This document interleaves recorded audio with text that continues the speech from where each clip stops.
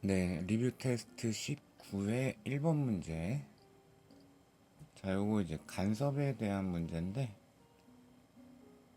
기억번을 보면은 이제 A에서의 진폭, 니은은 진동하냐, 안 하냐, 뭐 이런 식으로 질문을 했죠. 그래서 여기는 이제 간섭에 의해서 보강 간섭과 상쇄 간섭이 일어나는 지점이 있을 수가 있는데, 보강 간섭은 위상차가 사실상 0, 상쇄 간섭은 위상차가 사실상 파이, 즉 같은 위상으로 간섭을 일으키면 보강 간섭이 일어나고요. 반대 위상으로 간섭을 일으키게 되면 상쇄 간섭이 일어나게 되죠. 자, 그러면 A 같은 경우에는 정확하게 실선 두 개가 만나고 있기 때문에, 즉 마루끼리 겹쳤기 때문에 같은 위상이어서 보강 간섭이 생기고요. B 같은 경우는 점선끼리, 즉 마루끼리 간섭을 일으키는 지점이기 때문에 여기도 같은 위상으로 만나서 보강 간섭이 일어나죠.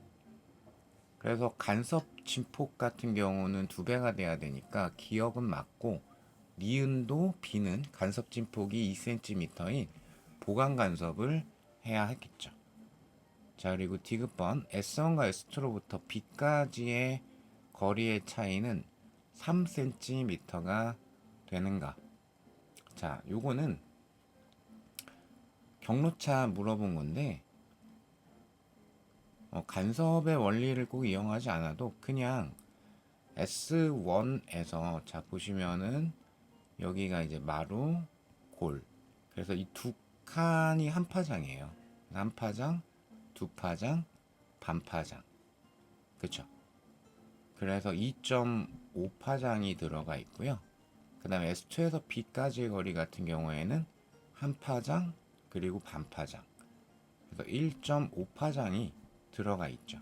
따라서 이 파장 차이는 한 파장만큼이 돼야 될 건데, 현재 파장이 2cm라고 그랬고, 그쵸? 따라서 틀리긴 했는데, 사실은 이제 3cm다라고 하게 되면은 2분의 3파장에 해당이 되잖아요. 그쵸? 그럼 상쇄 간섭이 일어나야 되는데, 여기는 현재 보강 간섭이 일어나고 있는 지점에 해당이 되기 때문에, 따라서 이거는 무조건 답이 될 수가 없습니다. 자, 그리고 사실 뭐 이 문제에서는 동일한 위상으로 출발을 했어 라는 거를 주긴 했는데, 이 조건은 없어도 상관없어요. 왜냐면은 지금 같은 거리만큼 떨어진 지점의 점선이죠. S2도 같은 거리 떨어진 지점의 점선이죠. 같은 거리 떨어진 지점의 위상이 똑같다라는 얘기는 같은 위상으로 출발을 시켰다, 요렇게 되는 거거든요. 자, 그 다음 이제 2번 문제, 정상파 문제에 해당이 되고요. 자, 기억번 바로 갈까요? 가에서 정상파의 파장은 6m이다. 지금 가는 그냥 그림 보란 얘기죠. 그림. 3m 안에 딱 반파장이 들어가 있기 때문에 파장은 6m다. 매우 맞죠. 자, 그 다음에 니은번. 가에서 4분의 1 주기가 됐을 때, 그리고 나에서 12분의 가의 주기인 t가 됐을 때 모습이 어떨까 라고 했죠. 그러면 가 같은 경우에는 주기를 제가 라지 t라고 드렸기 때문에 이렇게 한 번 진동하는 데 걸린 시간이 라지 t예요. 그러면 이 상태에서 2분의 1주기가 되면은 정확하게 점선의 모양이 되겠죠. 그러면 4분의 1주기가 되면은 딱 여기까지, 전체적으로는 이렇게 직선 형태가 돼요. 그쵸? 자, 나 같은 경우에는 분명히 얘가 이제 기본 진동에 해당이 되기 때문에 얘는 2배 진동, 얘는 3배 진동이 되겠죠. 즉 진동수가 2배가 됩니다. 진동수가 2배가 됐다는 얘기는 주기는 2분의 1배가 됐다는 얘기죠. 왜냐하면 진동수와 주기는 역수니까. 그쵸? 그러면 가의 주기가 t라고 했기 때문에 나의 주기는 2분의 1배가 돼야 되니까 2분의 t가 되는 거예요. 그러면 12분의 t라는 거는 요 나의 주기에 대해 가지고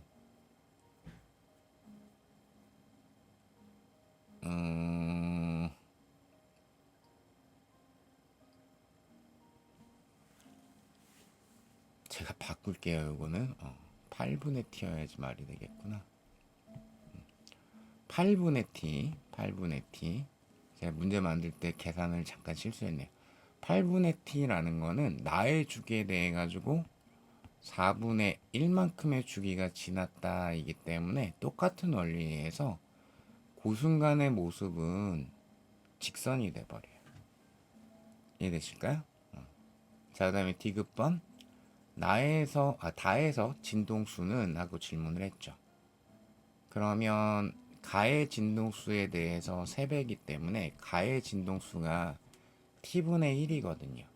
그러면 다의 진동수는 t분의 3이 돼야 된다. 이렇게 골라주실 수가 있겠죠. 자, 그래서 요거는 이제 수정할 거고요. 기역, 니은, 디귿 골라주셔야 되겠습니다. 3번 문제. 자, 파동방정식 해석하는 거. 그쵸? 전파 속력을 이제 질문을 했는데, 자, 일단 파동의 전파 속력은 진동수 곱하기 파장 또는 주기분의 파장. 그럼 이 파동방정식 자료에서 진동수 내지는 주기와 파장을 구해야 되겠죠. 그러면 요 x 앞에 붙어 있는 게 파수죠. 그쵸? 그리고 t 시간 앞에 붙어 있는 게 각진동수 오메가가 되겠죠. 그래서 필요한 거는 파수라는 게 2파이분의 람다, 그리고 각진동수라는 게 2파이분의 주기. 요거를 이제 이용을 해가지고 각각 구해 주십시오 라는 게 뭐라고 쓴가요? 이거 큰일 날 뻔했네. 거꾸로 썼죠. 람다분의 2파이, 주기분의 2파이. 자, 그러면은 파수 같은 경우가 2라고 나와 있었기 때문에 람다분의 2파이다. 따라서 파장은 파이가 되고요. 그 다음에 각진동수가 현재 글자를 제가 살짝 안 보이게 써가지고 4라고 돼 있으니까 요게 주기분의 2파이다. 따라서 주기는 2분의 파이 초다 라고 구할 수가 있겠죠.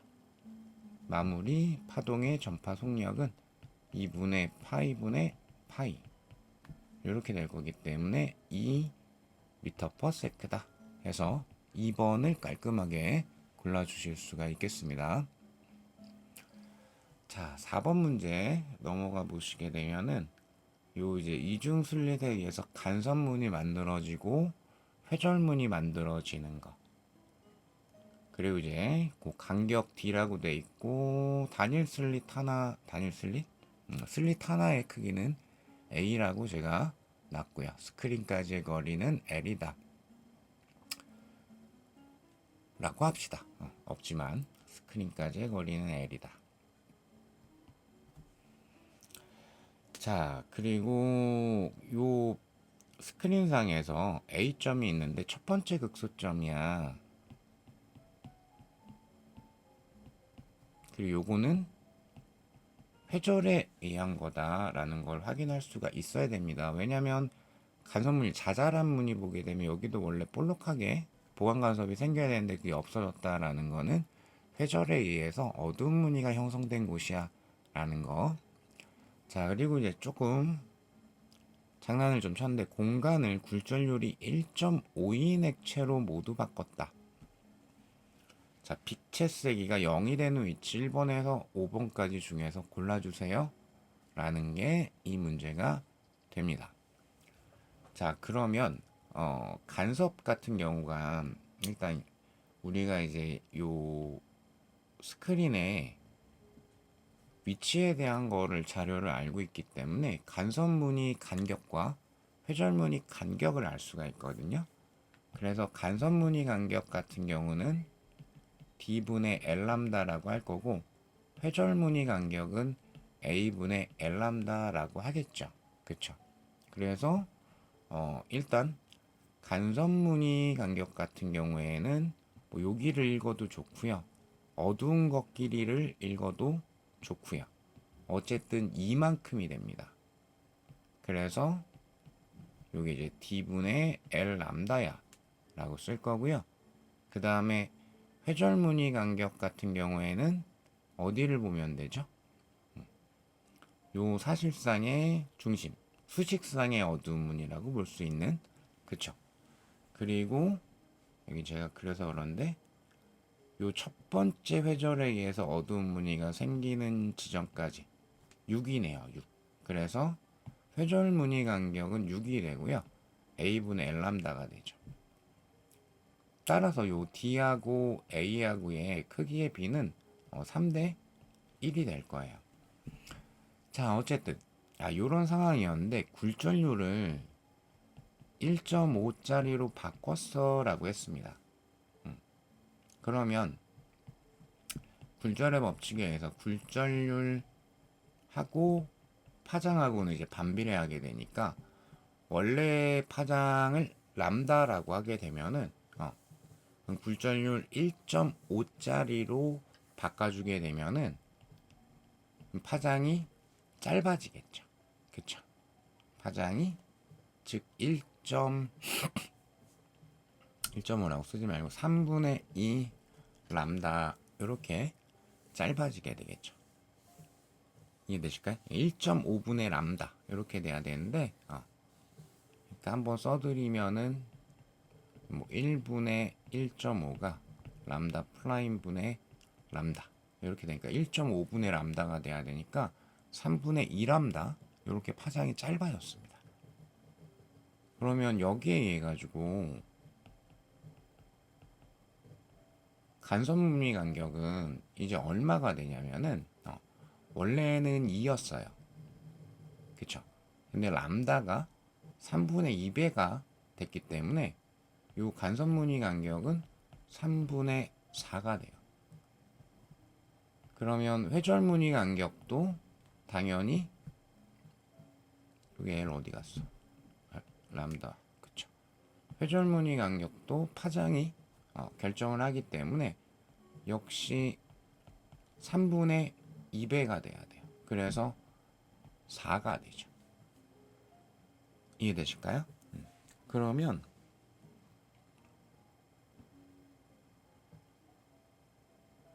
조금 이제 확대해서 보게 되면은 자 이제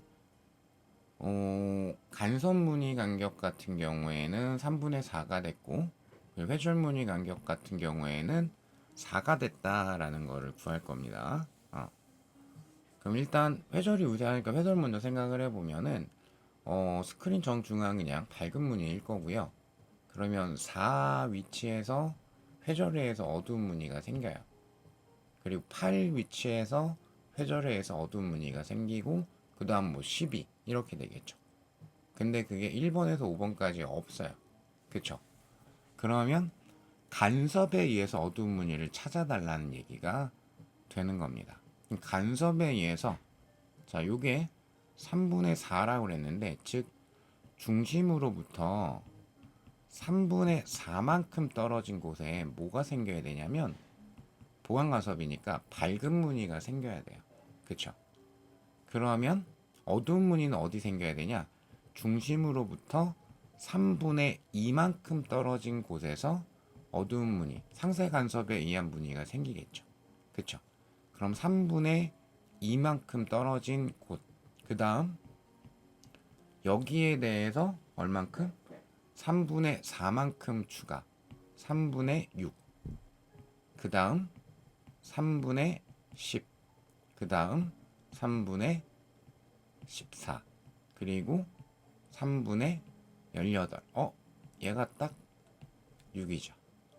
그래서 4번을 고를 수가 있게 되는 겁니다. 회절행에서 어두운 무늬는 아니었지만 간섭 무늬가 상세 간섭을 일으킨 지점이기 때문에 어둡게 보일 것이다. 이렇게 측정할 수가 있게 되는 거죠. 이해되실까요?